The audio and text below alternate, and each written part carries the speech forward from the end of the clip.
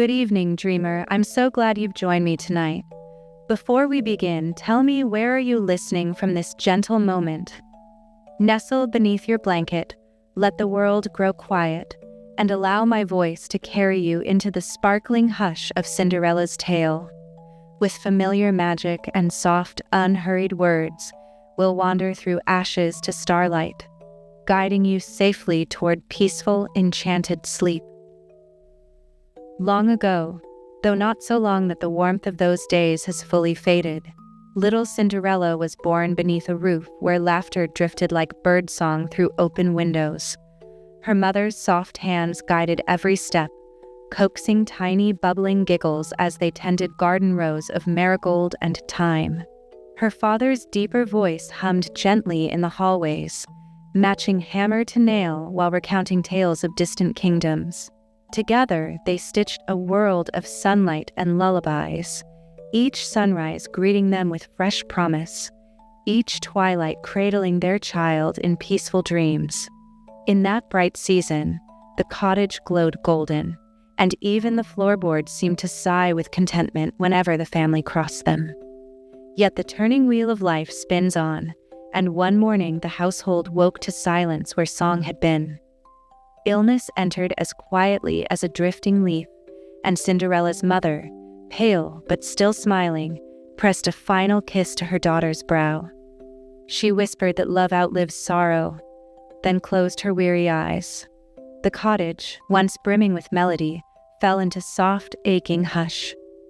Days passed, unmeasured, in which father and daughter moved carefully, almost tenderly, around the memory of laughter. In the evenings, precious Cinderella would sit in her mother's rocking chair, clutching a leftover spool of blue ribbon, imagining her mother's arms encircling her once more.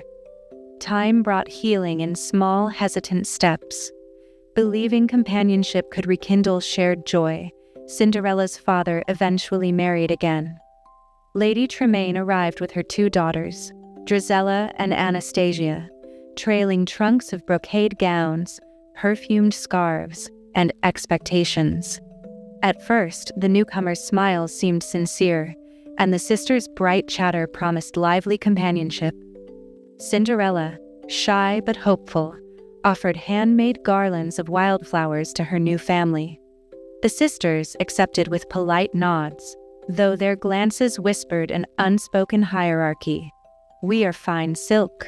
You are simple cotton. Even so, the household managed a delicate balance, teacups clinking amid tentative courtesies. That balance shattered the day the father left on a buying journey and never returned, claimed by a sudden fever far from home. Grief fell again, yet this time it was colder, untempered by the gentle warmth that had once surrounded Cinderella. Lady Tremaine, brittle with secret resentment, announced that financial realities required practical adjustments. Rooms were reassigned, servants dismissed, and the once light cottage dimmed under new austerity. From that day, Cinderella's soft shoes were replaced with work-worn flats. Her childhood bedroom became the sewing room, her bed, a straw pallet by the kitchen hearth. Lady Tremaine's commands echoed through corridors. Sweep the cinders, mend the hems, press my collar. The stepsisters paraded in velvet and lace, their laughter tinkling like glass yet cutting like ice whenever Cinderella passed. Still, our gentle heroine bowed her head not in defeat, but in quiet determination. Each chore performed with grace, each reprimand met with a blessing whispered under her breath. Her counters to cruelty were kindnesses planted in secret. She left crumbs for small gray mice who scurried between floorboards. She poured a thimble of milk for the barn cat, Lucifer, even when he hissed in suspicion. Bluebirds nested in the eaves, trusting her enough to perch upon her shoulder at dawn. To these companions, Cinderella confided her hopes, her voice a hush no human ear ever heard. Someday, we'll wander fields where lilies bend and no one tells us we don't belong. After long hours of scrubbing stone floors until moonlight replaced daylight through narrow panes, she would settle beside the wood-burning hearth. Embers glowed like tiny galaxies, and Cinderella hummed lullabies half-remembered from her mother. The melody rose soft and trembling, then steadied, weaving warmth through chilly corridors. Sometimes the notes slipped through cracks beneath doors, coaxing Lady Tremaine's cat into momentary calm. Sometimes the music climbed the chimney and mingled with starlight, drifting higher than rooftops, higher than treetops, perhaps reaching the very ears of her parents beyond the sky. When chores were complete, she would tiptoe up the narrow attic stairs to a window just big enough for both elbows. There, pressed against cool glass, she traced constellations with soot-smudged fingers. Each star became a lantern above distant meadows. Each silvery streak promised a path out of cinders toward sunlight. "I will see the world," she vowed in a whisper, "and kindness will guide me there." A gentle gust often rustled her hair then, as though the night itself answered, "Hold fast to hope." Under that endless sky, the line between waking and dreaming blurred. Sometimes Cinderella imagined herself waltzing in a gown spun from moonbeams, candles shimmering like fireflies around a marble hall. Other times she pictured a small cottage, bright and tidy, where she would sing while birds chirped along and no voice rose in anger. Whether her future held splendor or simple peace, she promised her heart she would greet it with open hands, the same hands now calloused from labor yet warm with unspent kindness.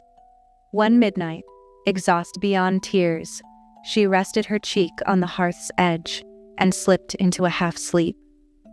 In that twilight of awareness she felt her mother's lullaby again.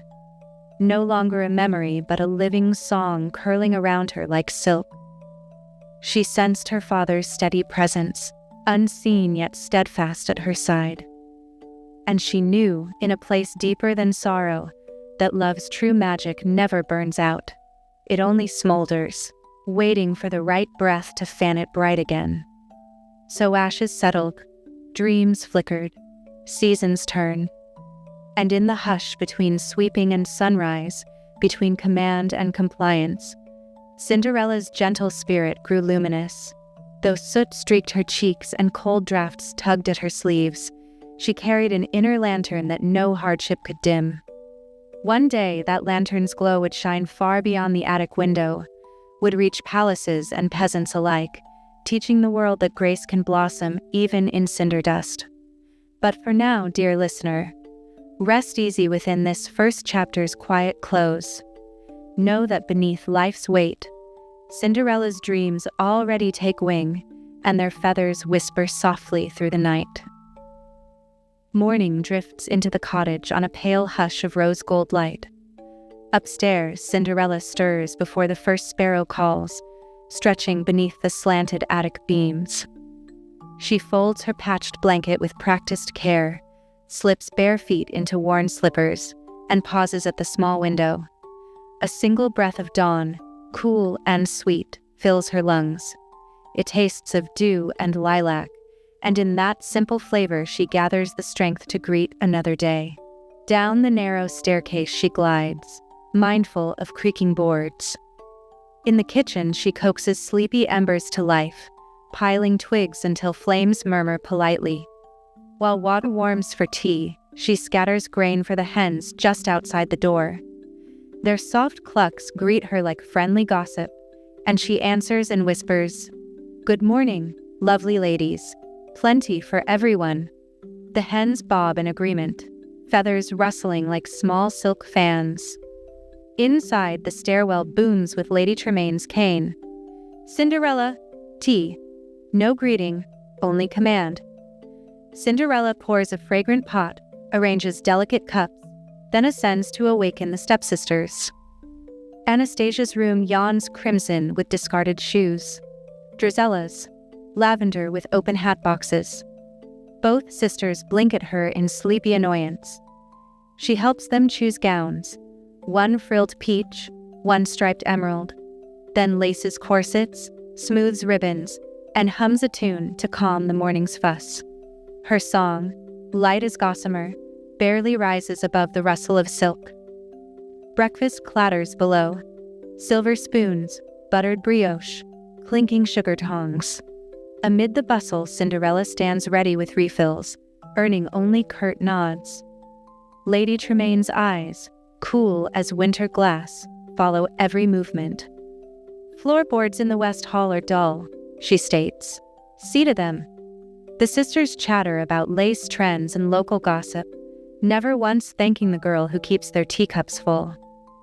Yet Cinderella's mind floats elsewhere, toward meadows she once roamed with her parents, toward skies blooming with possibility.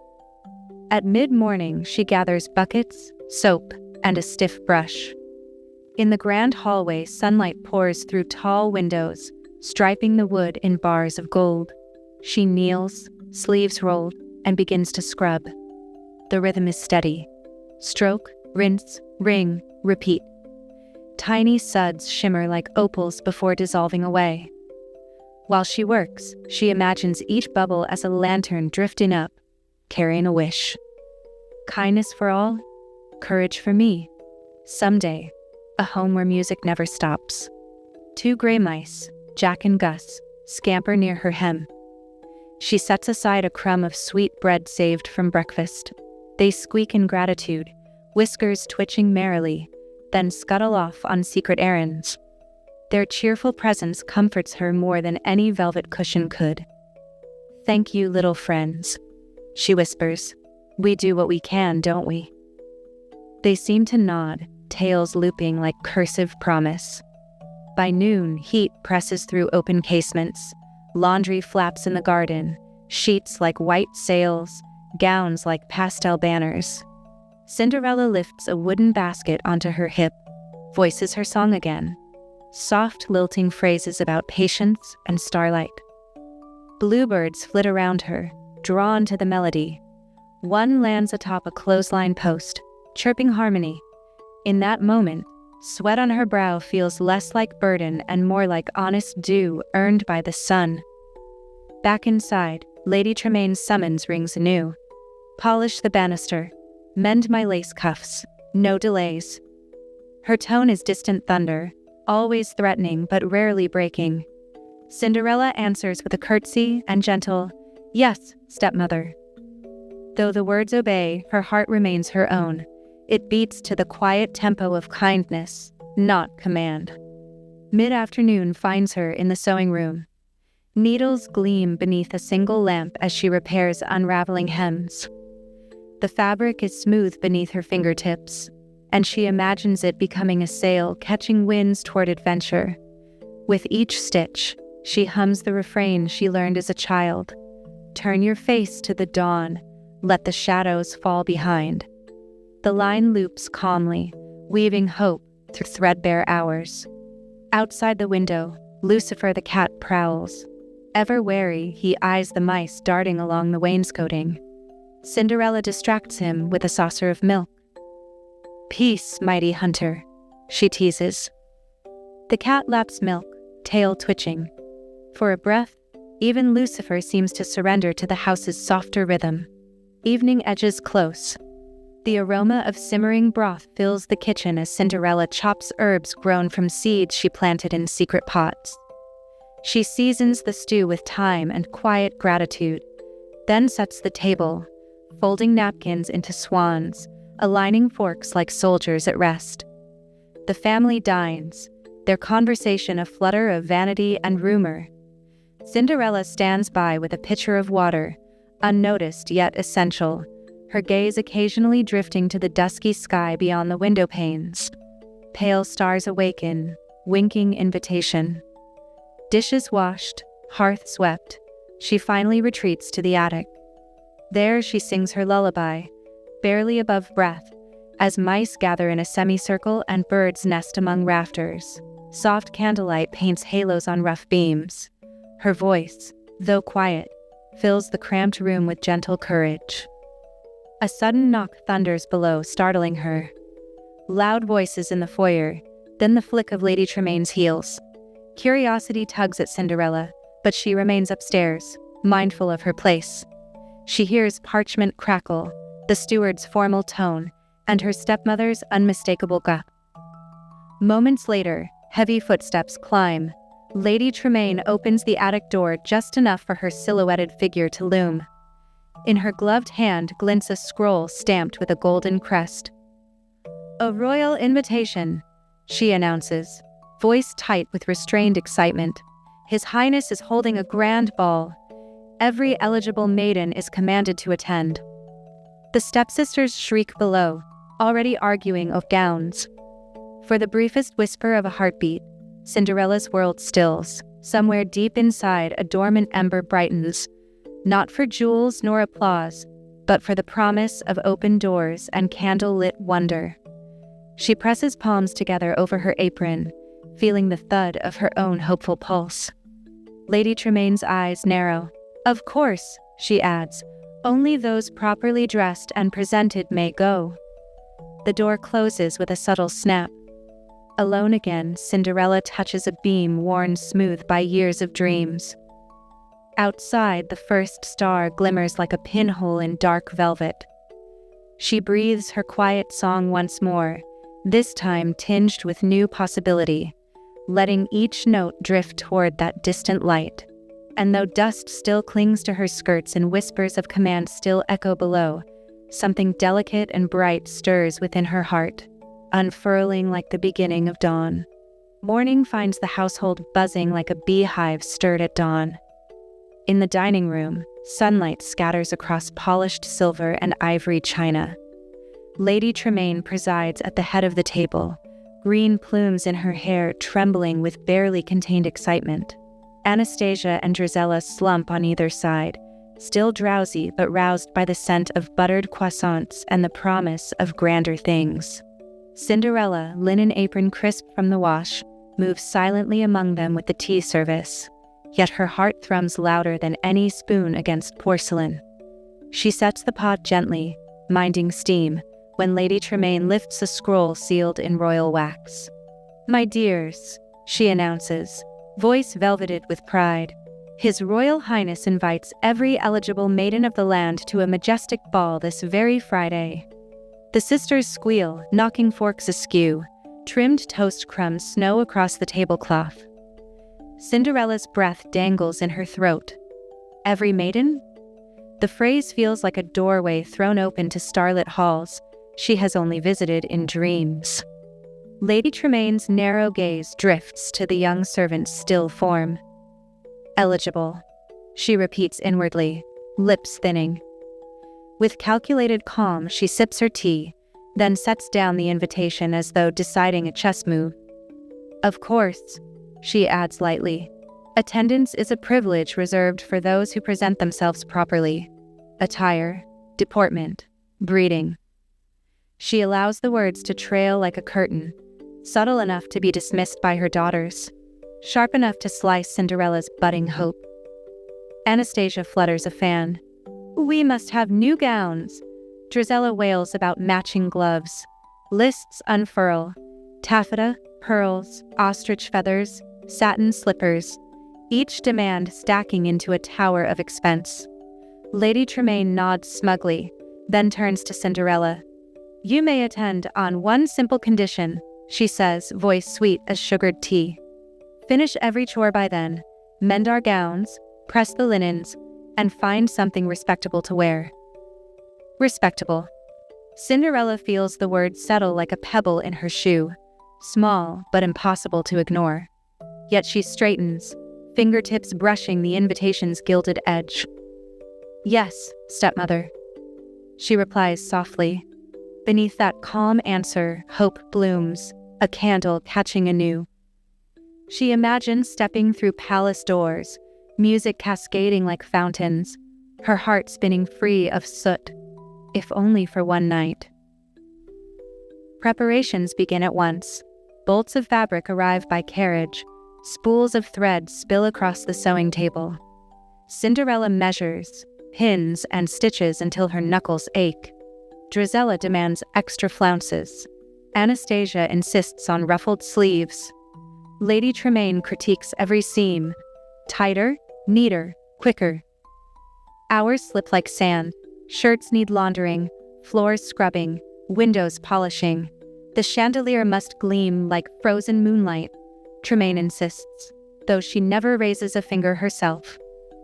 Late on the second night, Cinderella weaves through dark corridors with an armful of freshly pressed crinolines. She passes the music room and pauses. In its hush sits the old family piano, once her mother's delight. Fingers trembling, she lifts the fallboard and lets one note ring out, soft, wistful, and suddenly all the weight of bed linens and satin swags feels lighter. In that note lives the promise of the ball. She whispers to the piano's ivory, "I will be there." Then she slips away before the echo fades. As the days dwindle, chores multiply. Lady Tremaine produces additional assignments. Organize the attic trunks, scrub soot from every fireplace, scour the marble steps until they reflect clouds. Cinderella's shoulders sag but do not break. She counts each task like beads on a rosary, drawing patience from the rhythm.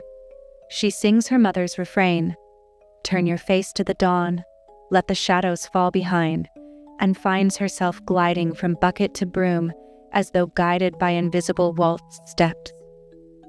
The night before the ball, the sisters' gowns are finally complete. Drizella's green silk trimmed in gold, Anastasia's peach taffeta studded with seed pearls. They twirl before their mother, satisfied squeals echoing. "Cinderella," Lady Tremaine intones, "there remains your own attire, if you still intend to go." Her smile is frost. Cinderella's heart gives a nervous tremor. She has nothing but fading memories of her mother's blue ribbon, now frayed and hidden in a drawer. Alone in her attic sanctuary, Cinderella sighs over a wooden dress form draped in, well, nothing. Jack, Gus, and a chorus of mice watch with wide, bright eyes. Bluebirds perch along rafters, heads tilted. The girl's shoulders slump. "I want so dearly to go," she confides, "but the hour is late and my hands are tired." She strokes the frayed ribbon, tears brimming yet unshed. Jack taps a spool. Gus lifts a thimble like a bucket. Suddenly the attic bustles with determined chatter. Birds swoop to gather cast-off ribbons and lace from old trunks. Mice haul thread, buttons, and bits of fabric rescued from the sisters' tailoring scraps. Cinderella watches, astonished, as her tiny friends orchestrate a symphony of sewing. Needle by needle, they assemble a gown. Soft rose fabric layered with sparkling trim, mother of pearl buttons. The cherished blue ribbon transformed into a sash at the waist. Cinderella gasps when they beckon her to the mirror. The dress glows in lamplight. Simple but radiant, imbued with teamwork and love. She twirls, skirt whispering against her ankles, and for the first time she sees not soot or servitude, but the reflection of possibility. She thanks her friends, voice trembling. It's perfect. Morning of the ball dawns in a storm of final details. The sisters shriek for curling tongs. Lady Tremaine demands violet scent dabbed on gloves. Cinderella tends to each need, the rose gown hidden beneath a housecoat. As afternoon slides towards evening, carriages line the lane outside, wheels gilded, horses plumed. At the last moment, Cinderella appears in her doorway, cheeks flushed, eyes bright. The family freezes. Drizella's jaw drops. Anastasia utters a strangled squeak. Even Lady Tremaine's fan falters mid-flutter. Cinderella's dress, though crafted from scraps, shines with a grace store-bought satin cannot buy. "I'm ready," she says, voice soft yet steady. Silence stretches tight. In it lies envy, fear of being outshone, and a cruelty sharpened by opportunity. Lady Tremaine steps forward, eyes narrowing on the blue ribbon at Cinderella's waist. "What a charming trinket," she purrs. Then her hand snaps out, yanking the sash. The gown tilts as the ribbon unravels. Drizella gasps, seizing a sleeve. "Look, mother, loose stitching!" She tugs, popping pearls. Anastasia, emboldened, tears a ruffle clear down the bodice. Fabric rips, beads scatter, feathers drift like torn petals. The dress that sang of friendship is reduced to scraps beneath grasping fingers. Cinderella staggers back, arms wrapping her ruined bodice as though to hold together the pieces of her heart. The sisters turn away with satisfied smirks. Lady Tremaine lifts her head, poised and victorious. "Such a pity," she murmurs, gloved fingers flicking imaginary dust. Outside, the footman's trumpet sounds, a bright clarion announcing departure. Lady Tremaine gathers her daughters, sweeping past Cinderella without another glance. The front door slams, hooves clatter down the lane, laughter fades into distance. Inside, silence remains, thick as smoke. Cinderella's breath shudders. Tears brim, spill, streak paths through soot on her cheeks. She feels the weight of every denied song, every swallowed dream, fold upon her shoulders. Unable to bear the empty walls, she flees. Down the servants' staircase, through the side door, into the garden now washed in dusk. There, beneath an ancient willow, she collapses to her knees. The sky dusks from rose to indigo. Tiny night insects flicker like distant candles. Shreds of ribbon flutter in her hands. She presses them to her eyes, and the sob that escapes is small but fierce, like a bird beating against a closed window. Why? The question echoes among lavender stems and fallen apples. No answer comes, only the gentle sigh of leaves. Yet as her tears drop onto the moss, a hush settles, an expectant quiet, as though the garden itself has paused to listen.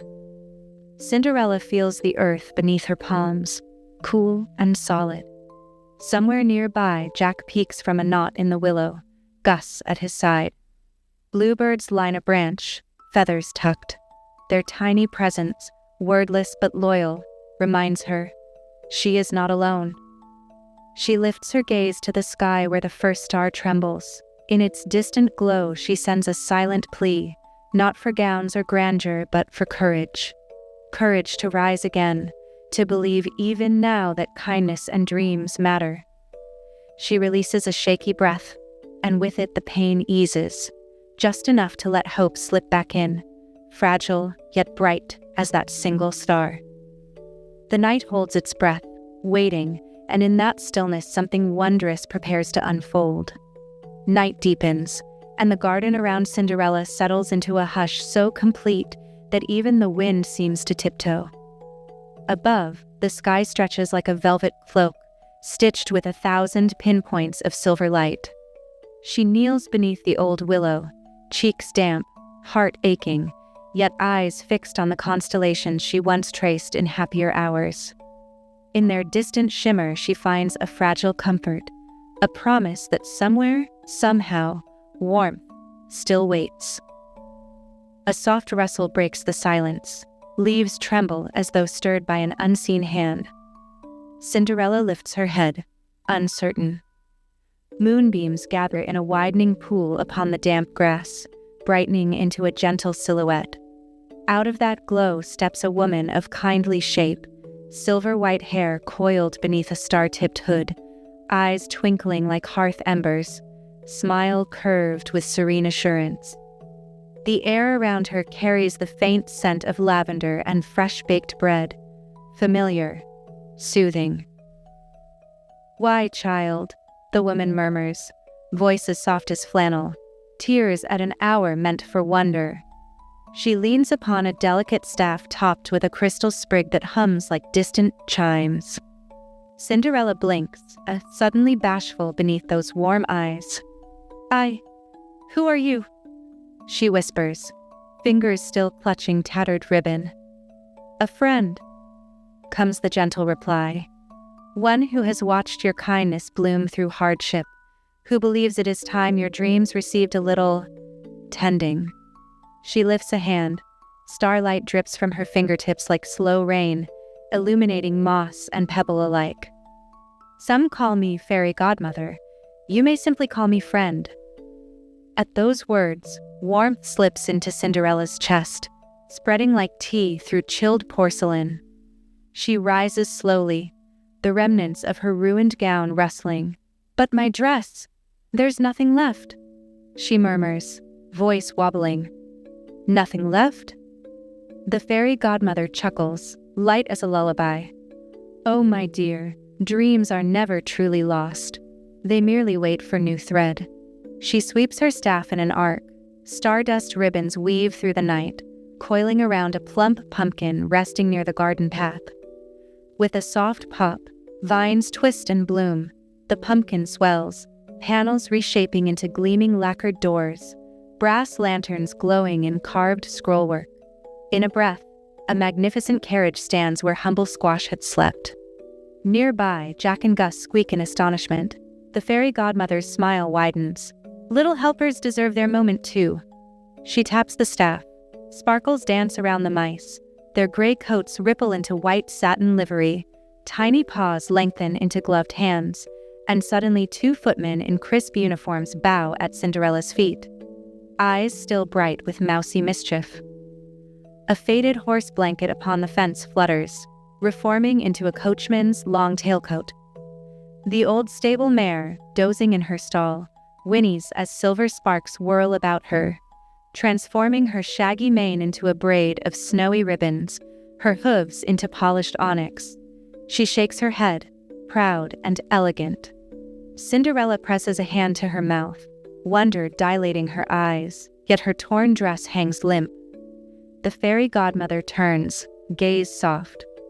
"Now, sweet child, close those eyes and let your heart remember how it feels to be cherished." Cinderella obeys. She hears the faintest hum, like lullabies sung through crystal. Warmth travels from her toes upward, sewing calm into every trembling sinew. Threads of pale gold and rose pearl spiral around her, layering in tender swirls.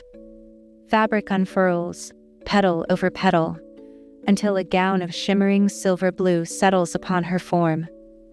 It seems stitched from dawn's first light, each fold catching moonbeams and returning them twice as softly. Around her waist, the once tattered blue ribbon reappears, restored, resplendent, tying in a graceful bow whose tails cascade like waterfall silk. Sleeves puff lightly at the shoulders, then taper to translucent gloves that kiss her wrists. At the hem, subtle embroidery sparkles. Tiny birds, vines, and stars, all symbols of the friends and hopes that carried her here. Finally, the fairy godmother kneels, staff resting across her lap. In her palms blossoms a glow brighter than all before. From the light, 2 delicate shoes take shape, pure glass, clear as morning dew yet strong as tempered crystal. She guides one to Cinderella's foot. It fits as though forged for her alone. The second slips on just as easily. When she rises, the shoes scatter prisms across the grass, turning each blade into a shard of rainbow. Cinderella exhales, overcome. "It's more beautiful than my dreams," she breathes. The fairy godmother's expression softens further, if such a thing is possible. She taps her staff once more. A thin silver ribbon materializes in the air, circling Cinderella's wrist like a bracelet. Upon it hangs a tiny clock charm whose hands point to 11. "Now listen close, my dear. Magic is a gift of moments. When the castle clock chimes midnight, this spell completes its purpose and returns to where it began. You must depart by then, or pumpkin shall be pumpkin once more." Cinderella nods, absorbing each word. "Midnight," she repeats, heart fluttering like a caged lark. "I will remember." "Good. Enjoy every measure of music until that hour. And remember, kindness is your truest gown." The fairy godmother steps back, staff raised. Starlight drifts downward in a soft cascade, settling around Cinderella's shoulders like a shawl of quiet courage.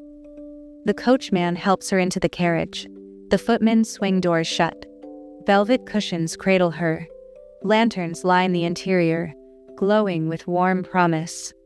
The coachman clicks his reins, and the carriage rolls forward over dew-silvered grass.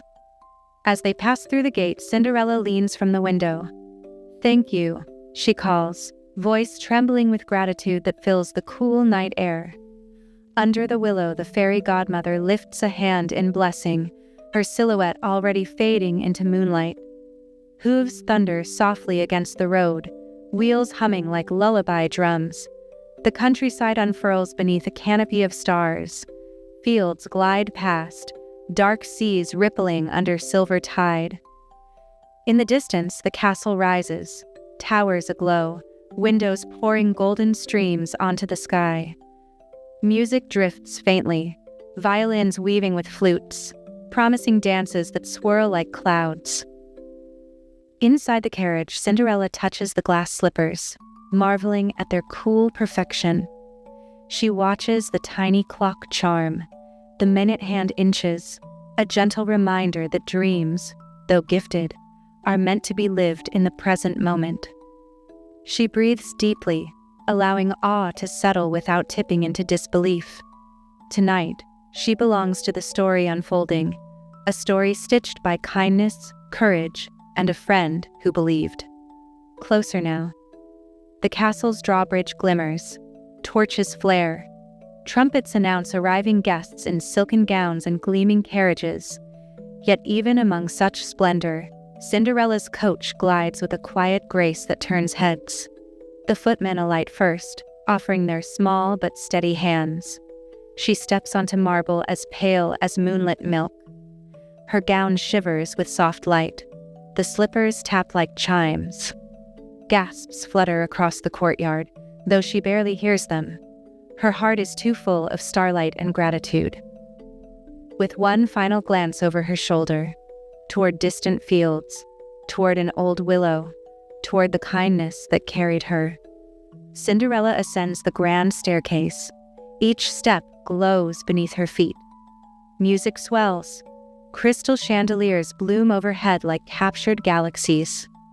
Doors open, and a gasp of wonder escapes her lips as she crosses into a ballroom spun from candle fire and crystal.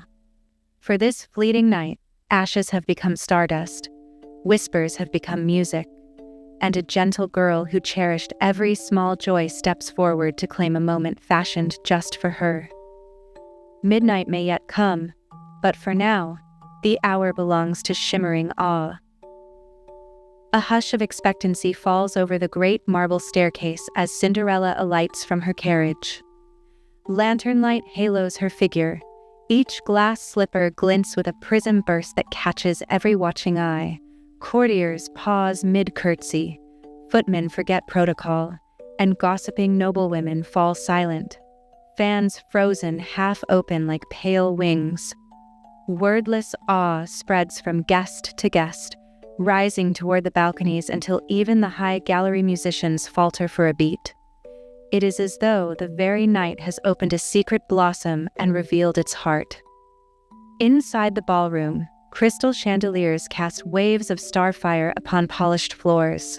The orchestra resumes, a lilting waltz soft as snowfall, and the crowd parts instinctively, clearing a path from the threshold straight to the dais where Crown Prince Henry stands. He, too, has heard the collective breathless murmur. Now he turns, curiosity shaping his handsome features. The moment their gazes meet, time seems to hesitate, uncertain whether to march or melt. Cinderella's pulse flutters like a moth caught in candle glow. She curtsies, slow, unhurried, yet her knees feel weightless, buoyed by wonder.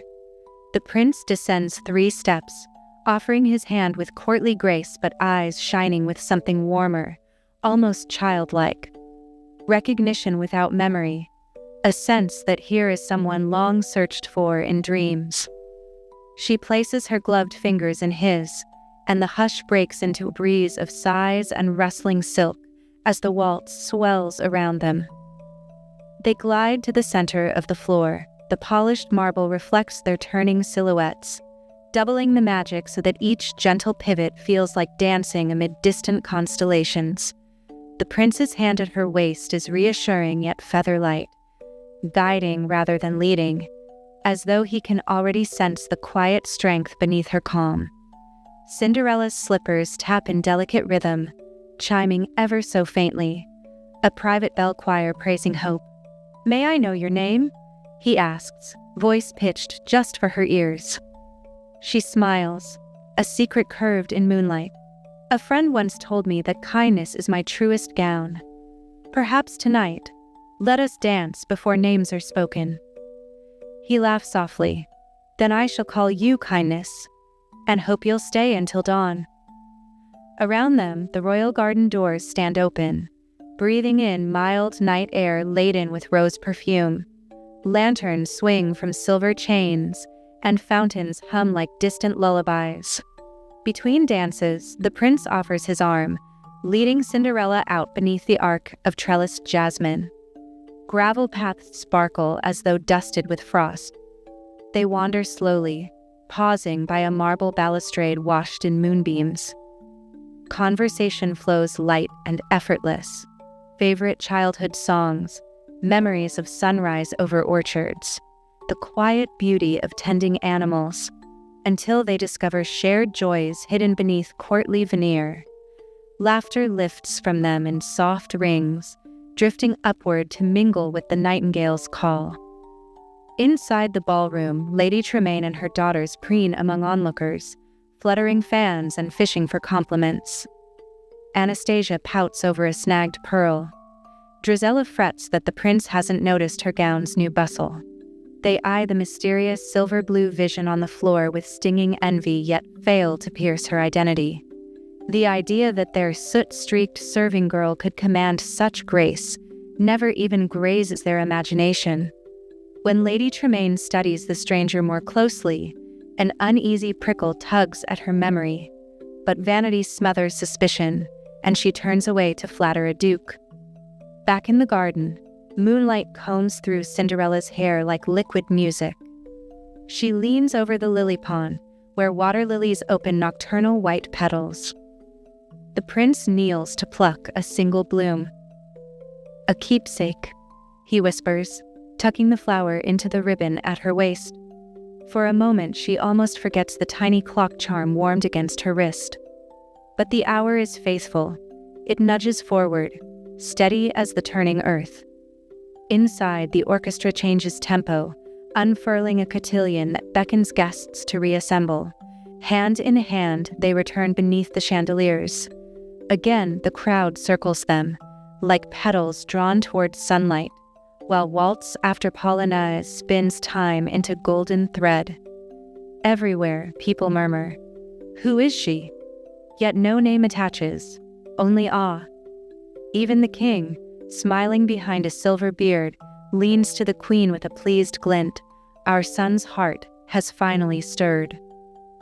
Somewhere near the refreshment tables, Jack and Gus, still footmen for the night, guard platters of sugared violets with amused squeaks. They trade a triumphant squeal when they spy their friend glowing at the room's center. Bluebirds perch discreetly atop the curtain rods as living garlands, quietly approving. Then, far above, in the highest tower, the great bronze clock begins its solemn duty. Bong. The first note strikes through stone and glass alike, resonating down chandeliers so every crystal trembles. Cinderella's breath stops. The charm at her wrist flares with sudden cold. She counts. 1, 2, 3. In the hush between chimes, the prince leans closer, eyes searching. "Stay," he begins, but bong, the fourth toll, and she feels the first tug of unraveling magic, a gentle ripple along her sleeves. "I must go." Her whisper holds both apology and urgent resolve. She steps back. The prince reaches out, but she already turns, skirts whispering. Guests gasp as she darts between them like a slip of moonlit water, slippered feet scarcely touching the floor. Bong, the seventh chime. The grand staircase looms. She gathers her gown, descending faster than the music of alarmed strings that suddenly fills the hall. Outside, the courtyard lanterns flare. Bong, 8. She races past marble columns, heart pounding. The carriage awaits, coachman waving. One glass slipper skids on a step. She wobbles, breath hitching, but regains balance. Yet in that instant, The shoe dislodges, spinning onto the landing where it rests, catching torchlight like a captured star. Bong. 9. She hesitates, instinct urging her to reclaim it. Then the subtle shimmer of her glove flickers, transparency crawling up her arm. The warning. She turns, runs without the slipper. Bong. 10. 11. Each toll a gust pushing her onward. She tumbles into the carriage. Mice footmen leap aboard.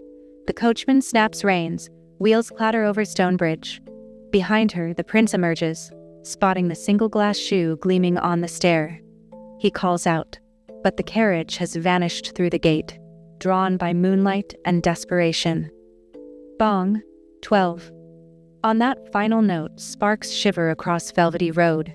In an instant, the lacquered coach shrinks, hinges creaking into curling vines. The midnight mare coughs into a drowsy stable horse. Footmen squeak as livery folds whiskers and tails. Cinderella, breathless under the hedgerow, watches her gown seep back into patched fabric. Only the right glass slipper remains upon her foot, cool and radiant amid dew-soaked grass, proof that the night was not a dream. She slips the fragile shoe beneath her apron, clutches it to her heart, and gazes toward the distant castle. Music still lilts faintly over ramparts, yet the magic there belongs to another world. Here, crickets chorus, leaves rustle, and a single girl with earnest hope breathes in the honest dark. Tears gather, some of loss, some of gratitude, but she smiles through them. She has danced in starlight and kindness. No cinders can extinguish that gleam now. Far away, the prince holds the abandoned slipper with reverent care. In its curved glass, he sees an entire future waiting, one he is determined to find. Morning sunlight pooled in the castle courtyard like liquid gold, and from a balcony draped in violet banners the royal herald unfurled a scroll. Trumpets blared, startling doves skyward. A hush rippled across the gathered townsfolk as the herald's voice boomed. By command of His Royal Highness, Crown Prince Henry, the young woman who perfectly fits this glass slipper shall become his bride. Every household in the realm must present its maidens for the fitting. None shall be overlooked. Applause thundered, but beneath the cheers a current of astonishment surged. The prince would marry for love found in a single enchanted night. That very hour, teams of liveried footmen and officers mounted fine horses, each entrusted with a velvet-cushioned case bearing the delicate shoe. They fanned outward along cobbled streets and winding country lanes, the slipper glinting like a captured star whenever the case snapped open. At cottage after cottage, manor after manor, hopeful young women squeezed toes and heels, coaxing, twisting, even shedding tears. But the shoe rejected them all with silent, crystalline certainty. Meanwhile, at Lady Tremain's house, breakfast chatter buzzed like hornets around honey. Drizella rehearsed a triumphant curtsy. Anastasia imagined her own wedding veil sweeping palace steps. Lady Tremaine, pale with ambition, paced the dining room calculating titles and dowries. Only Cinderella, tidying plates, wore a hush of private wonder near her heart, knowing the slipper could belong to none but her, yet uncertain how fate would guide it home. By noon, a royal carriage rolled up their lane, creaking wheels gilded with the kingdom's crest. Lady Tremaine's eyes flashed. "Girls, stand tall and smile," she ordered, then turned to Cinderella. "Fetch more tea, quickly." As Cinderella left for the kitchen, her stepmother's gaze hardened into cold resolve. She followed, voice barely above a hiss. "You'll remain out of sight until the officers depart. We wouldn't want chores to distract them, would we?" The knock at the door came like a thunderclap. Lady Tremaine ushered the dignified footman and 2 soldiers into the music room, where Drizella and Anastasia fluttered their lashes behind velvet drapes. With ceremonial flourish, the footman lifted the glass slipper from its satin nest. Light scattered across parquet flooring in fractured rainbows. Each sister, practically lunged. Drizella seized the chance first. She forced one stockinged foot downward, face mottling crimson. The shoe stuck at her instep, refusing to budge another millimeter. She grunted, twisting until the footman, politely horrified, intervened. Anastasia's turn fared no better. Her toes pinched, heel dangling, she squeaked and stamped, blaming invisible snags. Lady Tremaine summoned flattery and excuses. The poor dear's simply nervous. But the footman's expression remained diplomatically blank. When formality required the officer to inquire, "Are there any other maidens in residence?" Lady Tremaine pivoted smoothly. "None, good sir. Only my daughters." She offered sugared figs to hasten their exit. Yet at that moment, faint footsteps rattled overhead. Cinderella, unaware of her stepmother's plot, descending with a fresh teapot. Lady Tremaine's eyes narrowed to slits. Before Cinderella reached the landing, her stepmother's hand clamped onto her wrist. "Upstairs! Now!" The command dripped with peril. She dragged Cinderella to the attic ladder, thrust her through the trapdoor, and slammed it shut. A heavy key clicked in the iron lock. Boots receded. Muffled voices below continued the fitting. In the dim attic, dust motes hovered like trapped fireflies, while Cinderella pressed her ear to the plank floor, heart pounding. Outside, the footman prepared to depart, her one chance slipping away like sand between fingers. Tears pricked, but she refused to spare. "Not yet," she whispered into the beams. Jack and Gus scurried from a rafter hollow, whiskers twitching in alarm. Cinderella knelt, voice steady but urgent. "We must find that key." The mice squeaked agreement. Downstairs, Lucifer the cat lazed atop a wardrobe, golden eyes half-lidded. The key glimmered on a high mantel, just within paw-swat range yet temptingly exposed. Jack led the mission. He dashed down a hidden wall crack, surfaced behind the piano, and waved tiny paws to Gus stationed near the drapery cord. Together, they plotted an aerial assault. Gus scrambled up a curtain tassel, hopped onto a portrait frame, and nudged the key with his nose. But Lucifer sprang, tail lashing. The chase zigzagged across tabletops until Jack distracted the cat with a daring dash beneath its belly. Gus seized the key's ribbon loop in his teeth, tumbling backward off the mantel.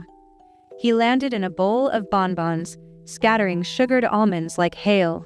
In the confusion, both mice bolted for the staircase with the key clinking between them. Above, Cinderella heard the tiny commotion, hope flickering brighter with each heartbeat. She slipped the attic bolt open just as Jack and Gus squeezed the key through a floorboard crack. With trembling fingers, she unlocked the trapdoor and descended the steps, skirts gathered. In the foyer, the footman was already bowing a polite farewell to Lady Tremaine. "Wait!" Cinderella's call rang clear as a chapel bell. All heads snapped toward the staircase, where she stood modestly in her patched gown yet crowned with resolve. Lady Tremaine's face blanched. "You?" she gasped, but the footman straightened, protocol overriding surprise. "Every maiden, my lady," he reminded firmly. He opened the velvet box. Cinderella descended calm as moonlight on still water. She eased onto the cushioned stool. Jack and Gus peeped from the banister, whiskers quivering. The glass slipper, untarnished, delicate, slid onto her foot with the whisper of a sigh, fitting heel to arch, toe to tip as though the shoe possessed a memory of her step. A stillness thicker than candle wax settled over the room. Lady Tremaine's fan slipped from limp fingers. Drizella's painted lips formed a mute "oh," while Anastasia dropped her reticule in a clatter of combs. The soldiers exchanged stunned glances, and then, joy burst like sunrise. The footman declared, "The shoe fits!" His voice rang triumphant, echoing from wood-paneled walls. Gus squealed, Jack danced a tiny jig, and somewhere beyond the open doorway, a chorus of birds launched into jubilant song. Cinderella rose, cheeks aglow, her second slipper, the one she'd safeguarded, drawn from her apron pocket. She knelt to place it upon her other foot, completing the pair with gentle finality. In that instant, magic no longer shimmered around her as sparkles and transformation. It lived in her steady poise, her kindness unbeaten, her courage finally seen. Silence gave way to a swelling hum of happiness. First the footman's delighted laugh, then the soldier's approving grins, and at last a spontaneous cheer from the startled coach driver waiting in the lane. Outside, the carriage bells chimed invitation. Cinderella curtsied to Lady Tremaine, not in submission but in graceful farewell, then thanked her small friends with a loving glance. She followed the footman through the doorway into bright afternoon light. The hills rolled green toward the castle, where the prince already waited, heart tethered to a single vision of hope. And as the carriage wheels turned, carrying her toward that destiny, the cottage behind seemed to exhale, releasing years of dust and whispers into the breeze. Inside, Lady Tremaine and her daughters stood frozen, confronted by a truth they had never bothered to imagine, that humility could triumph where vanity failed, and that love, once invited, will always find its perfect fit. Morning slipped into the royal bedchamber like a shy guest, painting rose-gold bands across embroidered draperies. Cinderella stirred beneath a quilt so light it felt spun from butterfly wings. For an instant, between dreaming and waking, she almost expected to find soot on her fingertips, straw beneath her ear. Then velvet met her palm, and the scent of fresh lilies drifted from a vase beside the bed. She opened her eyes to carved cedar ceilings, arched cathedral rafters, and realized, with a slow, expanding breath, that yesterday's vows were not a dream. She was truly a princess. Instead of bells demanding chores, she heard a gentle trio of harps easing the palace into day. A lady-in-waiting entered carrying warm water and a tray of honeyed tea, but Cinderella rose before assistance reached her. "Let me," she said, folding back silvery sheets herself. The attendant blinked, unused to royalty who preferred self-reliance, yet soon mirrored Cinderella's smile. Word traveled fast. By midday, every scullery maid knew their new princess tied her own slippers and thanked the footman by name. Royal protocol arrived in a flurry. Lessons in seal stamping, audience etiquette, the subtle language of fan flicks. Courtiers bowed, tutors recited, tailors measured. Through it all, Cinderella listened attentively, nodded graciously, and tucked each rule beside the hearth of her heart.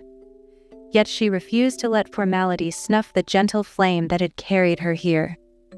When chamberlains insisted she must never descend the servants' stair, she thanked them, then slipped down the very steps that evening to deliver leftover pastries to the night watch, laughing softly at their startled delight.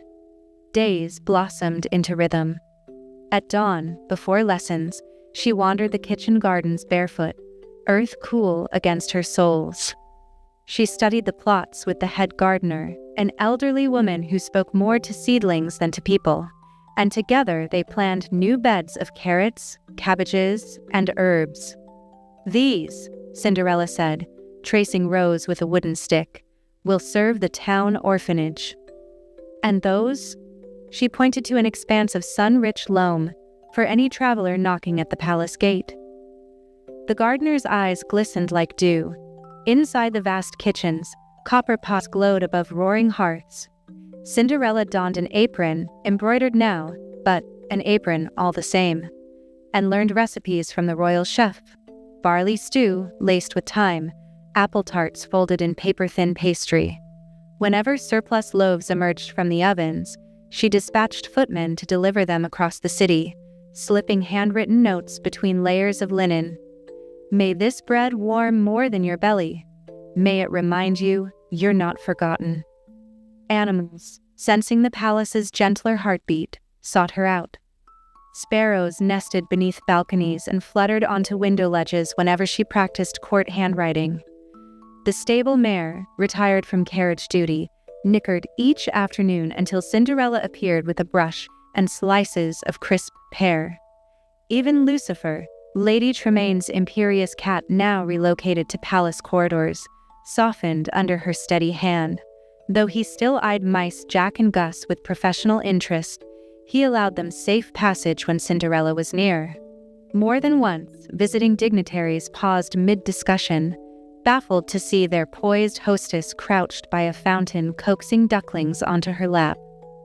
Nights wrapped the palace in stillness, but sleep for Cinderella shimmered with quiet marvels. On occasions when moonlight poured silver through lace curtains, she felt a presence settle at the foot of her bed, a familiar glow scented with lavender and warm bread. In dream spaces brighter than noon, her fairy godmother appeared, not in bursts of spectacle, but in soft conversation over imaginary teacups. They spoke of seed germination, of teaching infants kindness through lullabies, of ordinary miracles, a stranger's smile, a healed quarrel, the way candle flame leans toward spoken gratitude. Before fading, the godmother always pressed a single starlight kiss upon Cinderella's brow. She would waken with residual sparkle in her hair and the certainty that magic, though quieter now, had simply woven itself into the palace's bricks. Indeed, enchantment manifested less as sun pumpkins and more as daily mercies. A footman prone to clumsiness discovered poise after Cinderella encouraged him to imagine balancing teacups on moonbeams. A gruff stablemaster learned to whistle a lullaby that calmed restless foals. The royal laundress, embarrassed by crooked seams in her daughter's dress, received a neatly hemmed replacement left anonymously on her doorstep. Rumor whispered that the new princess carried an unseen lantern, lighting corridors others scarcely noticed. One crisp afternoon, while strolling a rampart with Prince Henry, Cinderella paused to watch sunlight scatter across the rooftops of the capital below. "Look," she murmured, pointing where chimney smoke curled into a heart before dispersing. "Every hearth down there tells a story."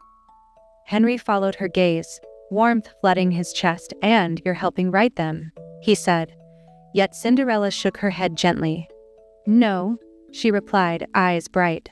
"I'm only reminding people they hold the quill."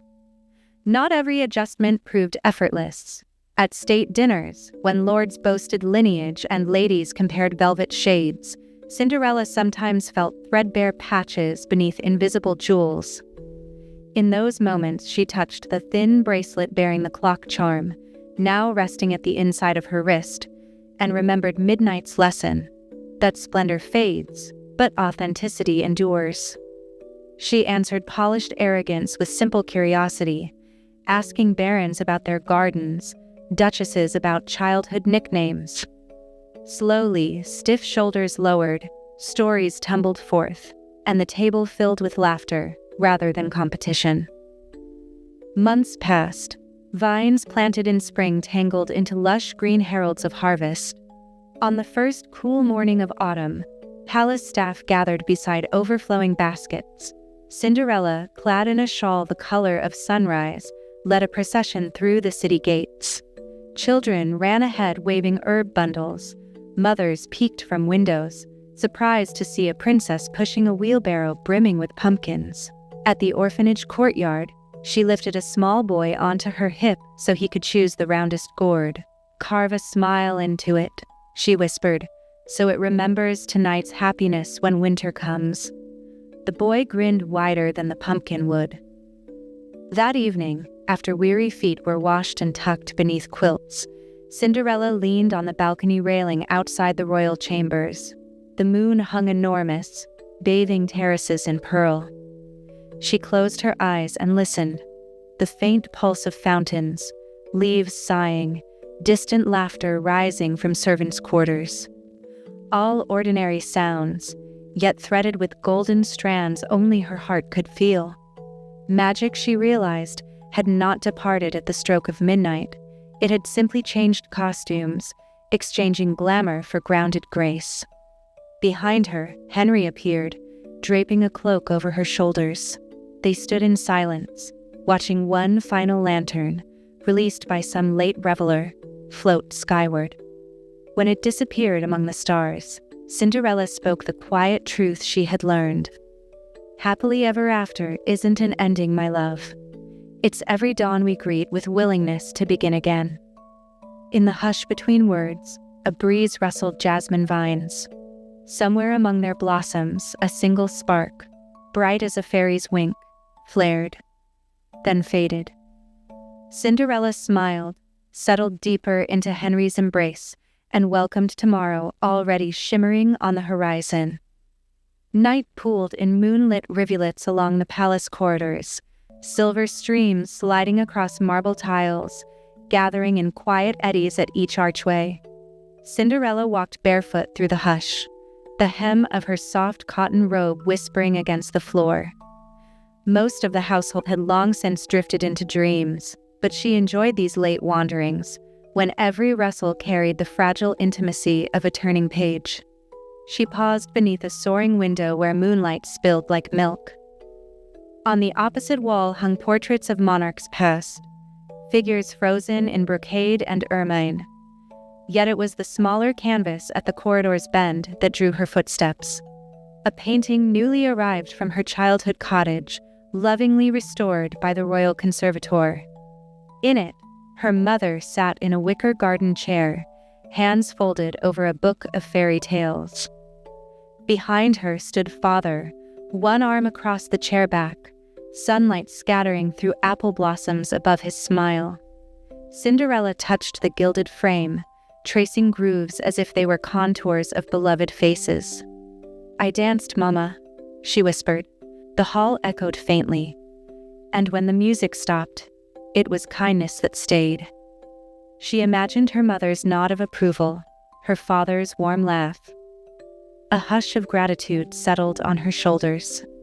Continuing on, she lifted a candelabrum from a niche, 3 beeswax tapers casting halos on frescoed ceilings, and made for a secluded alcove she'd claimed as her own. There, behind velvet drapes embroidered with silver vines, she kept a cedar chest no larger than a picnic basket. She knelt, lifted the lid, and breathed in a faint scent of jasmine and wood smoke. Nestled inside, cushioned by blue silk, rested the single glass slipper she had carried home from the night of magic. Its twin now lived in the royal archives, guarded like a jewel of state. But this one lay close to her heart, a quiet reminder that miracles often stand on the shoulders of courage. She took the slipper out, letting moonbeams fracture through its facets. Tiny rainbows danced across the drapery lining. "What would you think of your daughter now?" she murmured, imagining her mother's reply. "I would think she let her light guide others."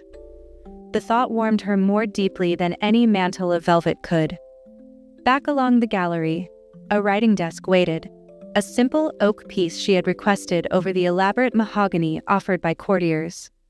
On its surface sat thick, cream-colored parchment, a quill tipped in silver, and an inkwell black as midnight ponds. She sat, dipped nib into ink, and began a letter she would never send. "My dearest friend I have not yet met. Tonight the castle sleeps, yet my thoughts roam every country lane where children lie awake, wondering if hope remembers their names. I want to tell them it does. I want them to know that someday a door will open, perhaps carved from oak, perhaps stitched from kindness, and light will pour in like morning." She paused, letting ink dry. Another sheet followed, addressed to her father, confessing the tremble she still felt when crowds cheered. Another to her stepmother, offering sincere if distant peace. And many more, sprinkled with wishes like seeds. That every hearth keep one spare bowl, that every child learn a lullaby, that every ruler weigh power against gentleness before dawn. When each letter ended, she folded it, sealed it with a blank crest, and stacked it in a ribbon-bound bundle. Secrets entrusted to silence, yet given weight by the mere act of being written. Past the windows, constellations wheeled overhead. Cinderella pressed her palm to cool glass, feeling the thrum of distant worlds.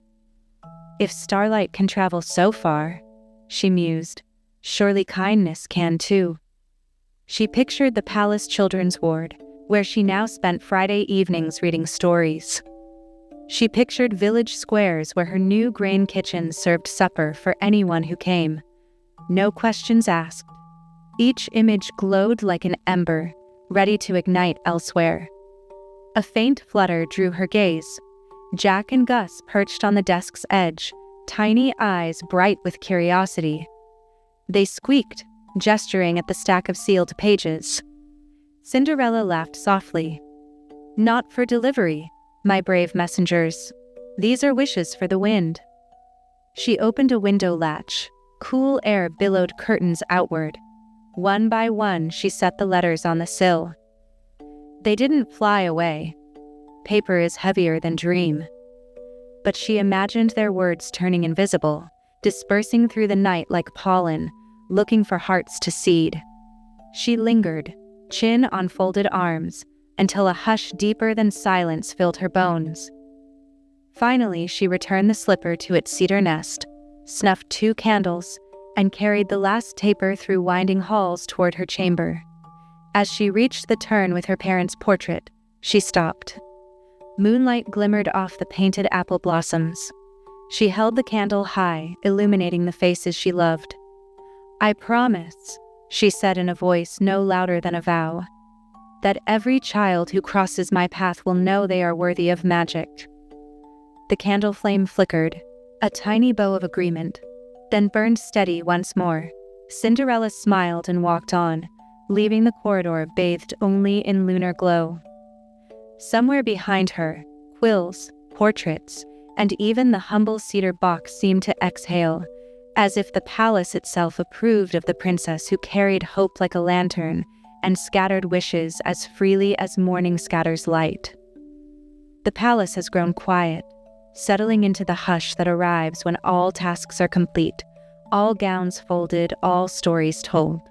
Through corridors of shadow and gold, footfalls soften, torches dwindle to gentle embers. Here and there, blue glass sconces glow like tiny moons, casting trembling halos across silk wall hangings.